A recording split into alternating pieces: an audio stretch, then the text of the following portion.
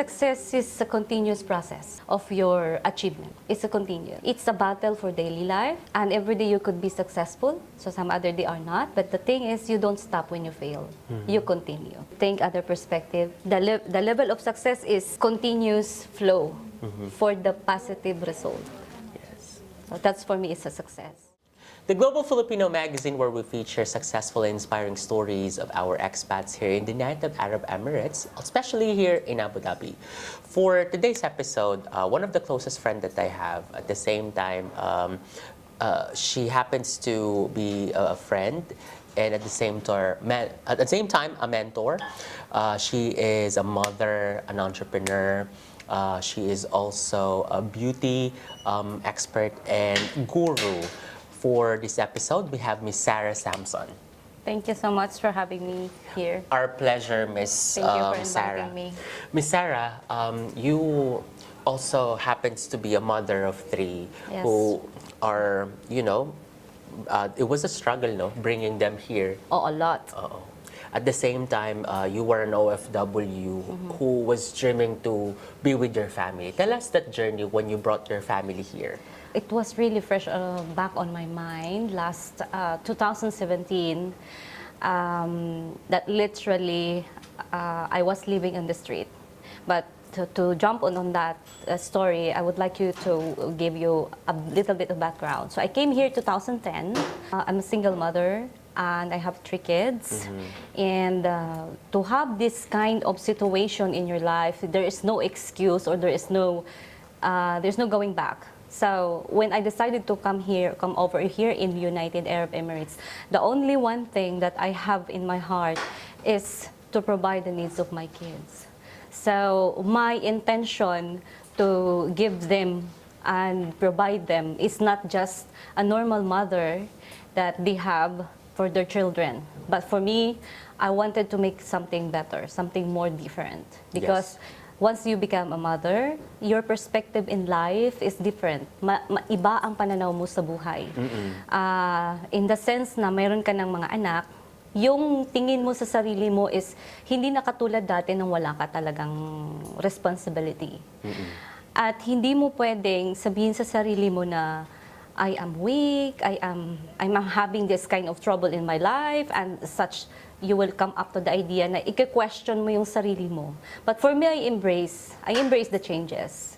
And also, I take it as an advantage of what really I can do better. So I look forward for it.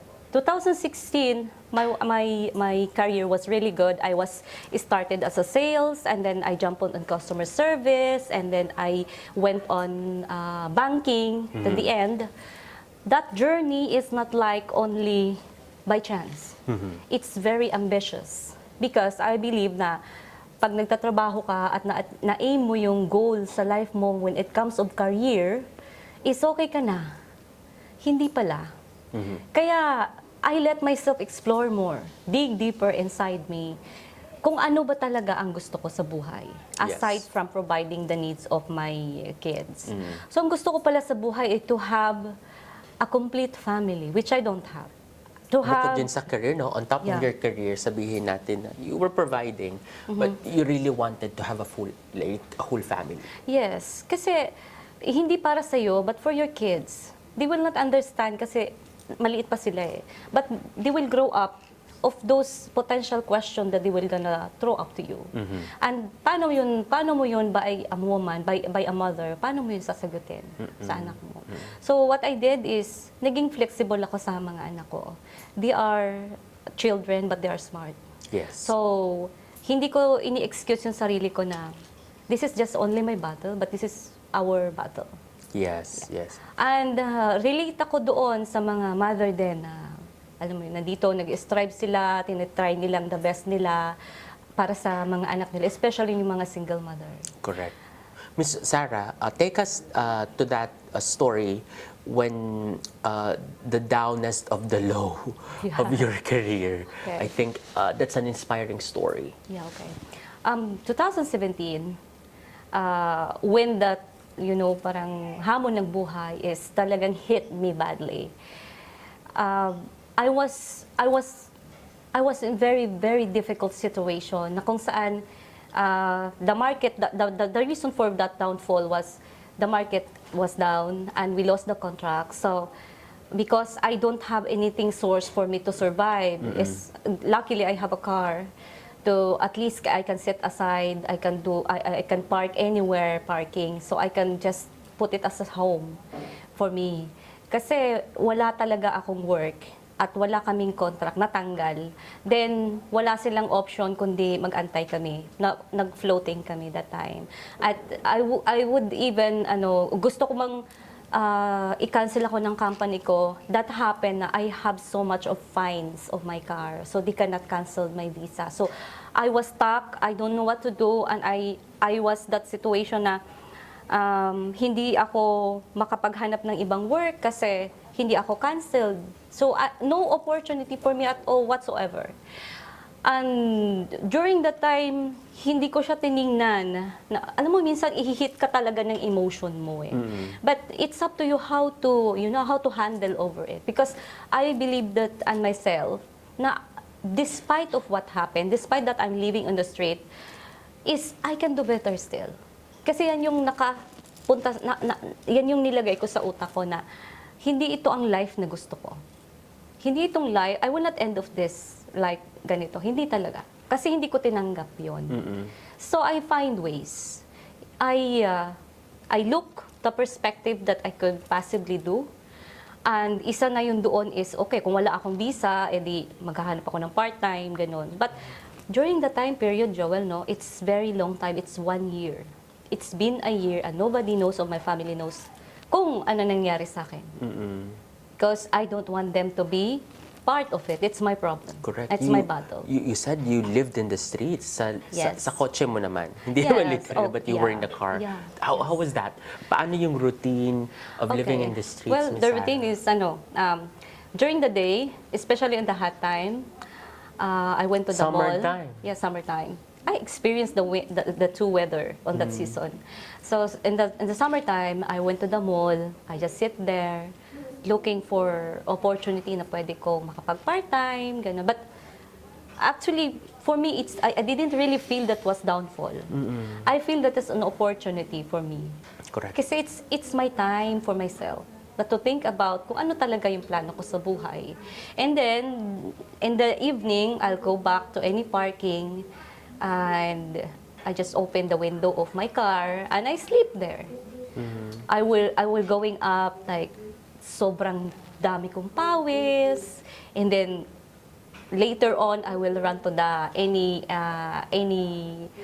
public toilets na makapag-shower ako, especially sa Corniche kasi may shower doon at libreng-libre, kaya masaya pa rin ako doon. During the time in the day, in the middle of the day, after a shower, tapos nag-start na naman ako niya na mag-move. Okay. Sabi ko, I'm still blessed. This is what I said to myself. I'm still blessed. Kasi may visa ako, hindi ako TNT, hindi ako tumatakas. And then there is a scenario that the police will stop me. And then I tell to the police, okay, come on, I have this much problem and could you please take me with you? Put me na lang in the jail kasi at least free ang food doon. Diba? Yes, and may lodging din. Safety pa ako, masarap patulugan ko, may AC pa. Sabi ng pulis, hindi niya, talagang kailangan niya akong hulihin dahil yung sasakyan ko walang registration, walang insurance, it's been 2 years na wala. And sabi ko, this is my life every day. O sabi niya, go. Wali. Sabi niya, go. Hindi because, yung bang, as a human being, sobrang awa niya sa akin. Awang-awa siya sa sarili ko, na ako hindi ko nakikita yung awa ko sa sarili ko. Because it's not worth it of really emotion drive me on. Correct. So, in the night time of the winter, the same routine, nagka-car lift ako, so I'll get money, a little bit money for that, for my Yes. survival. And that's what I do. Correct. And I promise, sabi ko sa sarili ko, once na mag-get over ko tong circumstances na to, I will never let myself to fall in the same Situation. Yes. Correct. Para hindi na maulit yun, no? Yeah. Miss Sarah, now you have opened your own brand, which is Pearly Skin, no? Yeah. Doon tayo sa pagbangon story. Coming from that, now you have your own brand. Tell us that brand. Paano na conceptualize? Paano siya nabuo? Okay. So, 2018, Okay, nag-start na ako, nakahanap ako ng work, medyo naayos na yung flow ng life. Ah, nag-try ako ng other business. I try kung effective ba ako in that way or not. Habang nagtatrabaho ako, that was a banker, sales, client services provider in ADCB. So, sabi ko, mag-try ako na mag-reseller. So, nag-reseller ako ng other brand. And I was saying that I'm effective. I'm very effective on that. So, it takes almost 2 years for me to decide to open my own. Kasi kung effective ako sa other brand, why I cannot open my own? Your own brand. Yes. So, but during the time, nagsisales, doble yung income, ganun. Parang, it goes like as planned. Tapos, naisip ko na, okay, paano ba nila to nagawa? It's coming from curiosity actually.